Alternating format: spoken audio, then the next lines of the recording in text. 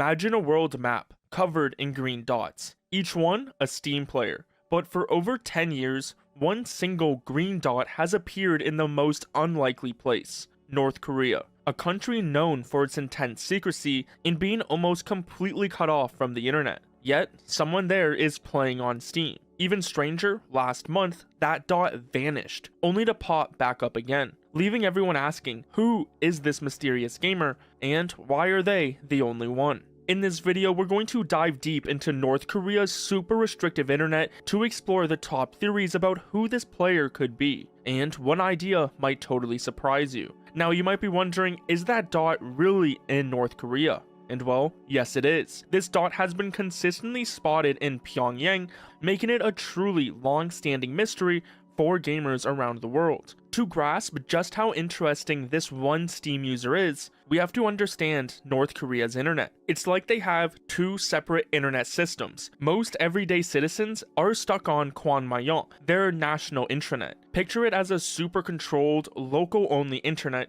completely cut off from the rest of the world. Only a very small, elite group of people in North Korea can use the global internet that we all use today.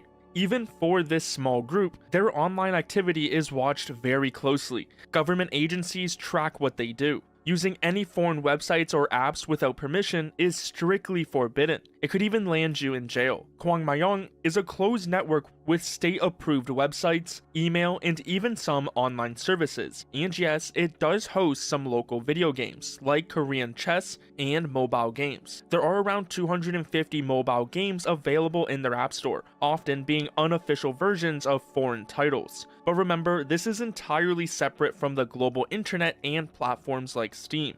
So out of North Korea's 26 million people, only a tiny fraction, maybe a few dozen families close to Kim Jong-un, plus some foreigners, have unrestricted global internet. A few thousand others, like officials or students, might get monitored access. This means less than 0.1% of the population can even get online globally. Right away, that drastically narrows down who this Steam user could be. Because gaming computers are rare and super expensive there, and the government sees Western games as forbidden goods, global online gaming is basically impossible. So given how tight North Korea's internet is, who could be this lonely Steam user? The most popular and often funniest theory is that it's Kim Jong-un himself. He went to school in Switzerland and is rumored to love tech and gaming, supposedly obsessed with basketball and computer games when he was younger. So, could he be secretly playing Counter-Strike every night? We know other powerful figures game. A Saudi prince, for example, is famous for his expensive Dota 2 Steam account. People connect this Steam user to Kim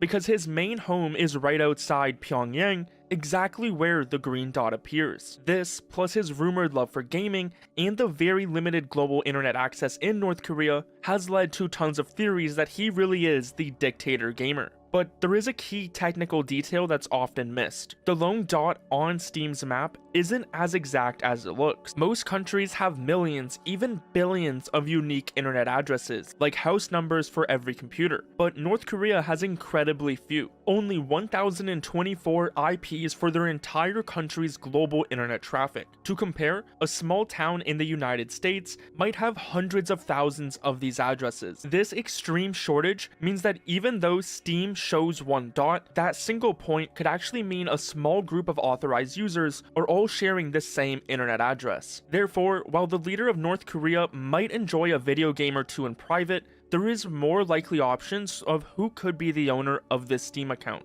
The idea that it's a government official makes more sense. North Korea has famous cyber groups like the Lazarus Group, which are known for watching foreign websites and testing things. With shared internet connections, it could easily be someone authorized inside a government building. Lazarus Group has been involved in some of the most popular cyber attacks, a 2014 hack on Sony Pictures due to the Interview movie, and countless bank hacks that stole hundreds of millions of dollars. They were even responsible for the largest crypto hack ever, stealing over 1.5 billion from Bybit. What's really interesting for our mystery is that they also hacked $625 million from the Ronin network, which runs the Axie Infinity game. This clearly shows that they at least had some interest in gaming. So it's totally possible this group has been using Steam to keep an eye on things, which fits with them starting around 2009 to 2010. They could be watching gaming communities for signs of disagreement, foreign influence, or even trying to find people to recruit. If it's not a group like Lazarus, then many think it's simply a foreign diplomat playing Steam in their spare time. Foreigners often have easier internet access in North Korea, making an embassy official a logical guess, especially with those limited IPs. However, the big problem with this theory is that the account has been active over a decade at this point, with hardly any breaks. Diplomats usually switch jobs every 2 to 4 years, so it's very unlikely the same person has been playing Steam there for so long. This makes it seem more likely that the account belongs to an actual North Korean official, or even Kim Jong-un himself. But what if the answer isn't a secret agent or a random diplomat, but someone publicly known with direct ties to North Korea? Meet Alejandro Caldabenos. He claims to be North Korea's only official Western voice, acting as a special delegate and running a group called the Korean Friendship Association, and is officially ranked as an honorary junior lieutenant in the Korean People's Army. Alejandro has a long history as a vocal supporter of North Korea. For years, people saw Alejandro as just a Spanish fan of North Korea. But then in 2022, the FBI wanted him for helping North Korea use cryptocurrency to get around US sanctions, which revealed he actually had a deeper connection many believed to the government. He was later arrested in 2023. Even more shockingly, Alejandro was caught in a documentary called The Mole, undercover in North Korea, showing him helping North Korea with illegal stuff like setting up a drug lab and selling weapons. So while some might laugh him off as just a Spaniard with a strange love for North Korea, he has a clear history of doing serious illegal work for their government. So how does this connect to our Steam mystery? Well, Alejandro used to be super active on social media. You can even find his old Twitch account where he streamed games with DPRK right in the name. He's openly a big gamer, and his old posts confirm he plays on PC, specifically using Steam. Because of all this, many have recently pointed to Alejandro as the person behind the North Korean Steam account. But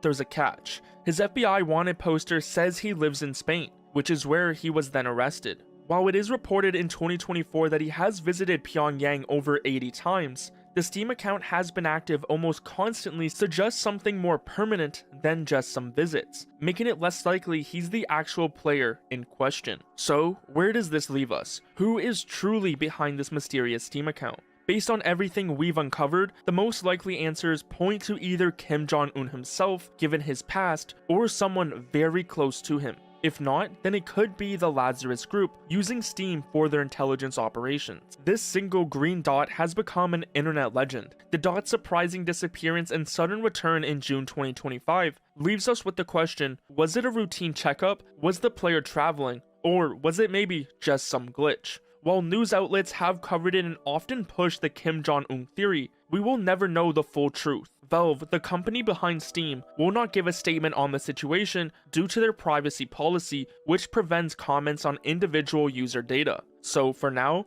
the most convincing theories still point to a top North Korean official, a clever cyber group like Lazarus, or perhaps the leader himself. As for the truth behind the lonely green dot, the mystery of the North Korean Steam player continues. Who do you think is the owner of this account?